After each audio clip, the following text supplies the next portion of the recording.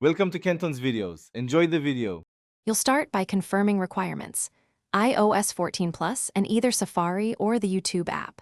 Open Settings and enable Background App Refresh. This ensures video keeps playing when you leave the app. Next, open YouTube in Safari or launch the YouTube app and sign in. If you're using the app, note that YouTube may require Premium for in-app Pi-P. However, Safari offers Pi-P for most videos. Once done, find the video you want and get ready to enter Pi-P. Now, play the video and initiate Pi-P. In Safari, tap the video's controls and choose Picture-in-Picture. The player will shrink and float. In the YouTube app, swipe up to the home screen or tap the Pi-P icon if visible. The video becomes a movable overlay. You can drag it to any corner, pinch to resize, or double-tap to switch sizes. Use the play/pause and back buttons on the small window. Make sure audio routes to your preferred output as you continue other tasks.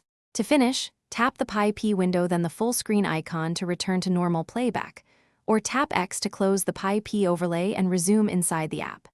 If you want to switch videos, return to the app or Safari and select another clip. Pi-P will update. If Picture-in-Picture stops working, force quit the app or Safari and reopen it. Also check settings to toggle background app refresh and Pi-P permissions. That usually fixes permission or playback glitches. Try that before more complex fixes. Thanks for watching. Consider subscribing if we helped you.